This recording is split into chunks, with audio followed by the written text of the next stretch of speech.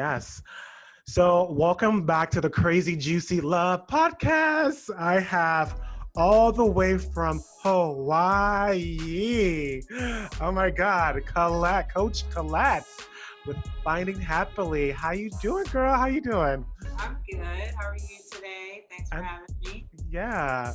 Thank you. I'm good. I've been following you and just like loving everything you've been doing. So I'm just happy that you accepted my invitation to do this. Thank you. Well, ditto. I've been following you. We've been, social media connection for a Yeah. while.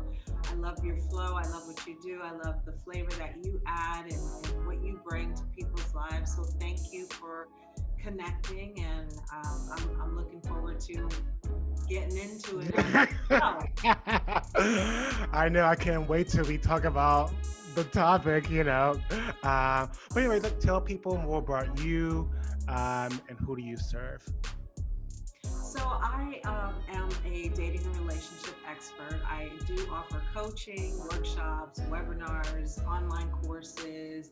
I'm also a certified violence prevention specialist. And Oh. so what that also means is I help men and women create and sustain healthy, meaningful relationships. So whether you're single or you're in a relationship, going through a breakup, or newly divorced, I can help you uh, get into a space where you can find the love of your life, but also find the love of your life healthy, so that Mm. means it's who you're bringing into the relationship that's most important. And as a violence prevention specialist, Yes. I help individuals who, like myself at one time, are victims of domestic violence. Mm. And I help them to, really figure out, who was it that they were bringing into that relationship? What was their role? How did they play the part? Not blaming victims at all, but I believe that it's important for men and women to learn how to identify what a healthy relationship is, similar to what it means to identify a counterfeit or real money. Once you know what money is, you recognize it when you see it, similar Mm. to healthy relationships. And Yeah, that's so so, good. Yeah, I mean that whole thing about you know, who you were bringing into the relationship, the you that played the role and participated is so critical, and people don't even get to that. I mean, that's a whole different podcast, you know what I mean? But I'm like, wow, that's so great that, I didn't even know that part of you. But that is just so rich and it's such a good topic. But anyway, so yeah, so we're here to talk about red flags with online dating, since a lot of people are online dating a lot. So it's really great to identify red flags. So we're gonna dive into this. Yeah. yeah, yeah, I think that this pandemic has led a lot of people to the one place that many probably feared ever going, the online dating community, it's not that scary. Just so what do you have prepared for us? What is our number one red flag we should watch out for? I'm not really thinking that too much has changed in the online dating community just because you're home and you can't go out and meet these people. But the number one red flag that I think people should watch out for are online dating scammers, catfishers, or whatever the Oh names are. my, that happened to me. I didn't get scammed, but yes, I I forgot. I met him on Tinder, no, or Hinge, and we started to connect. And he's like, "Hey, I don't know why this was a red flag for me, but I was like, I'll go with it." He's like, Are you on WhatsApp? Let's connect on WhatsApp. I was like, well, okay. And so then we were texting every day and for a week. And at the end of the week, he said, well, he was telling me that he was starting a new business and stuff like that, make this whole deal. And then all of a sudden the deal fell through and he needed $1,000. And I was like, he said, can I borrow $1,000? I was like, no, I don't know who you are. And then he just like disappeared. that's the biggest thing, because online scammers, they use people's vulnerabilities, Hmm. and I think they target your lonely heart, and they think like, how desperate is this person, and how much can they get you to. The thing is that you want to connect with this individual offline as soon as possible, meaning you want a phone number or some way that you can start to build some other type of connection Yeah. with. These people are getting even savvier, where they're like, yeah, sure, call me. And they're even going as far as talking to people. They're even going as far as Hmm. connecting on WhatsApp. They're even going as far as getting on Zoom. They still don't care. You see me, I don't care. Yeah.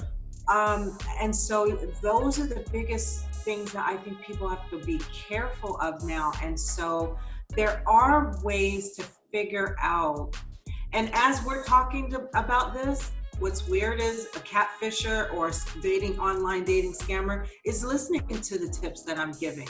So they're getting ahead of the game just as fast as we're putting the information out there to make sure Right. that people are protecting themselves. So you just have to keep, don't give money out to anybody that you don't know. I don't care if he says he's a widow and he has a son and he's a widow and a daughter, and they're on their way to someplace. And this is the biggest story. Oh my God, we just wound up in a terrible helicopter crash. I'm in the hospital. All my things have been stolen. We were traveling abroad and they took my credit cards and everything. Please wire me this money. I have to get my son or my daughter a blood transfusion. I mean, that's how creative these people are. Yeah, and I think too now that as you're talking, because I think this happened to me twice. I don't remember the other one, but it was the language that they were using, like "Hey baby," like calling me these pet names. I was like, "We're just met. Like, why are you calling me baby, sweetheart, and all these things?" And I was like, something's off about the language that he's using, but I'll go with it and see what happens. And boom, sure enough, I was like, nope, no, thank you. Those are the whirlwind relationship people. That's another red flag, When you meet somebody that wants to create this instant rapport and connection with you, and not something that, well, we really connect. There's an organic connection, and then there's the, I'm going to make you feel comfortable by telling you things like, I can't wait to see you, I can't wait for you to meet my family, I can't wait for you to for me to take you traveling or shopping. Or they use language to really reel you into this fantasy Hmm. without really even knowing who you are yet. And Mm, when you're in this space that you really want to make a connection, which is nothing wrong with that, you want to hear those things. yeah. But be careful. Does this person know you to meet their mama? Does this person know you to take you off to some vacation in some exotic place? Does this person know you to start calling you baby? If not, that's a red flag.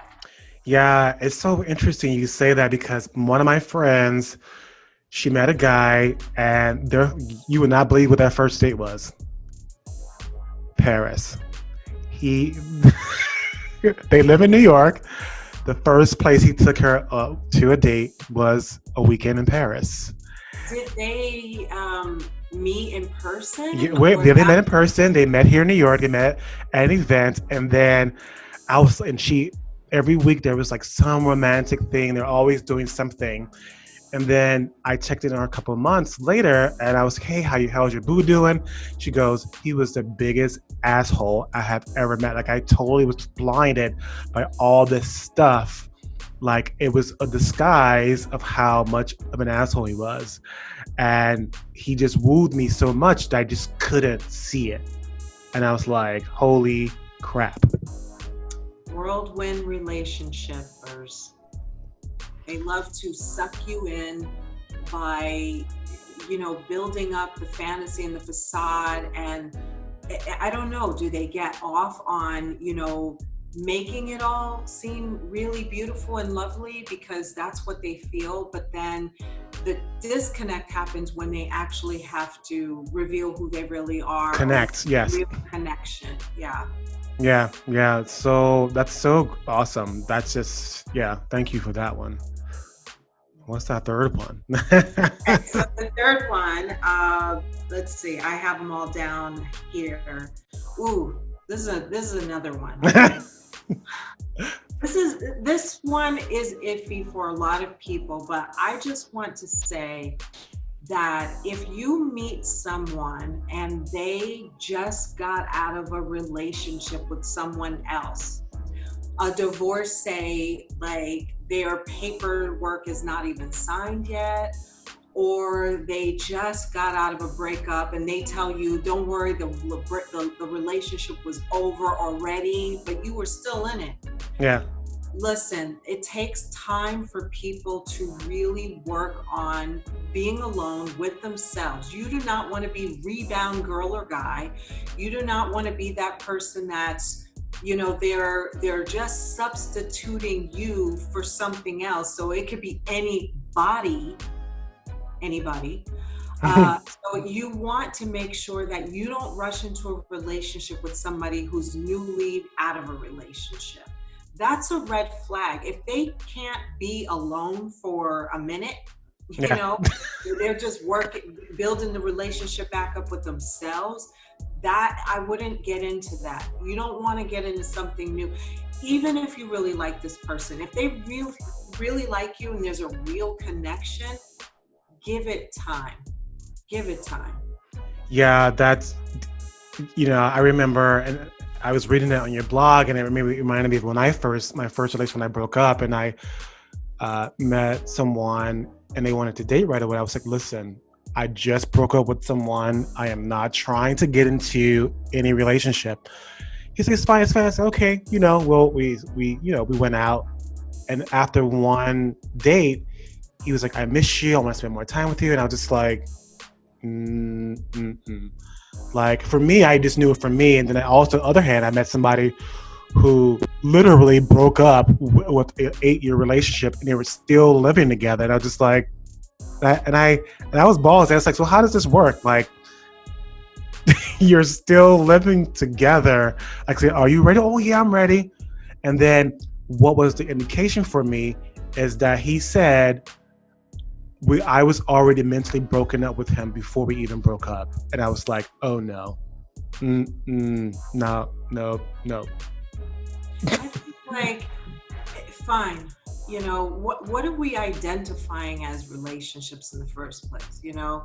Because there are multiple types of relationships: Right, family, friends, platonic, romantic, intimate, non-intimate.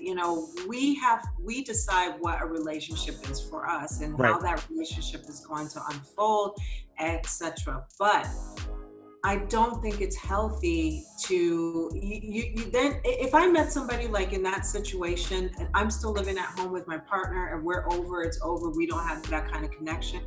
My next question would be, so what does a healthy relationship look like for you? What does it mean to be in a committed, healthy relationship? Yeah. Because that's what I'm looking for. Right. That's a really good important question. I don't think people ask those questions when they're dating. And from what I hear and know, that a lot of, especially, I think more women ask those questions and men get more reactionary to that question because they think like they're trying to get locked down. It's like, no, I just want to know where your mind is at. Like, what are you thinking? Like, what? Like, it just, I want to get a clear picture who I'm dealing with. You know what I mean? And I had a friend of mine, actually, I was coaching, and she asked the guy that question. He was like, he called her a child. And I was like, yeah, he's not for you. Like, you're just trying to find out where his mind is at. And they ended up breaking up. Like, she was crying, all this stuff. I was like, he, like, if you go back to your intention and what you want in a relationship, he does not meet what you want. Like, if he can't answer that question honestly, like, I was like, no, you have to learn how, like, find somebody who is capable and emotionally available to to answer that question, because it's a legitimate question. I want to know. Yeah. Yeah.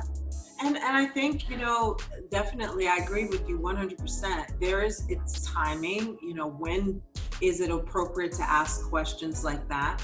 But when we are getting to know somebody in the dating phase, I agree with you. This is an investigative, part on my end, depending on what it is that I'm looking to get from you. If it's Yeah. just a hookup, then I don't need to know anything about you.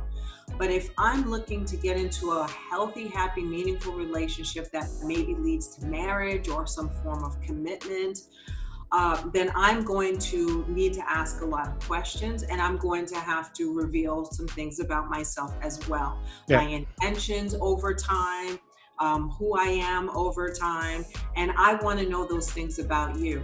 And I think that especially women, they cry over, why did this guy ghost me? Why did, and this, I know this is not on this podcast, but why did this guy ghost me? Why did this guy disappear? Why, is it not working out with this person? And it's like, they did you a favor. Yes. I have a friend of mine who is crying, a guy broke up with her, crying, and I sent her a text today by this coach that I follow, and I'm a paraphrase. He said he didn't break up with you, he set you free. And I was like, yes. Yeah, he set you free. Exactly. They did you a favor. And I think what happens is, and I'm sure you see this too with your clients, people are not very clear on what it is they really want inside. They're not very clear. They say they want these things, but let's get into the values, the core stuff inside. Close your eyes. Does it have a height, a weight, a race, an ethnicity, a religion, a culture? I mean, some of those things are linked to our beliefs and our values. Yeah. So go deeper, because when it doesn't work out with this person, they did you a favor because they're not who you are really looking for. They're not who you're really calling in, or they are, or they're showing up to show you, hey, is this it? Because everything we're calling into our lives, we called it. So that asshole, you called him, you brought him in, you invited him in. Now, how long is he going to hang around? My God. Yes, girl. Yes. And that's exactly what I said to my friend. If she listens to this, I'm not putting her down, but I'm just using an example. I said, this is not the first time you called in an asshole. I was like, the last guy was the same way, and the one before that. Like, I said, so what is it about you that's keep choosing them? Because you're the one who's picking them. Like there's something about you that, and then she said it, she said, well, I always felt like I'm not good enough. And I said, well, what is it about you that you feel that you are not good enough? Like, where does that come from? That is what you need to go to work on. And I was like, that shows up in your career too. Like, that has to do with you. Absolutely. I so agree. I mean, when I started this business and helping other individuals is because shit kept showing up for me. Everywhere I went, I smelled shit. That one ain't shit. This one ain't shit. He's kicking my ass. He's cheating. He's a liar. He's a drug addict. What's going on? And everywhere I went, I'm smelling shit. The shit was coming from me. Oof. And I realized that I had never looked in the one place. I asked God, the universe, my friends, my family, why? Why can't I find my happily, right? And the answer, the place that I hadn't looked, was in me. And once I came to that place in my life where I knew that there was something that I was projecting out that I was getting right back, I knew that I had to change the relationship with myself. And I know this sounds woo-woo to people, like, I work on myself, right? Yeah, okay, good for you, boo-boo. The thing is that, are you really working on yourself? Because whatever's showing up, we called it. Whatever experiences is showing up, we called it. Sometimes we call it just to check in to make sure we are still focused on our agenda. It doesn't mean that we're asking to have the experience, but are we going to jump into that experience? We have a choice, and it's the decisions that we make that continue to create the lifestyle and the experiences that we continue to have. You know what I mean? Yeah. I'm curious, when you looked and found, like, if you give one thing, like, what did you find that was calling in the shit?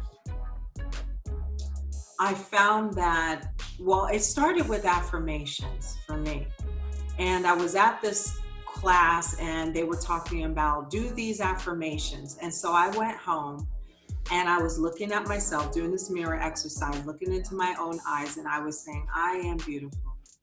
I am worthy. I am deserving. Okay, so I go back to the class and I said, everything I'm saying to myself, it sounds like lies. Oh, And the instructor said, because you've been lying to yourself for so long. And that right there, wow. I realized that when that abusive person showed up, I didn't really feel worthy at that time in my life. When the cheater showed up, I thought all men cheated. When the addict showed up, I thought, well, this is how my family is. Mm, So all these things were showing up because I just thought this was normal. This was who I am. And those two words are very powerful. I am this, I am that. So I had to literally do mirror exercises to reprogram program. Ugh. the language inside my head so that it started to align with, who it is that I really wanted to be when I said that I was fill in the blank. And so I think that started to create this whole different dynamic inside of me.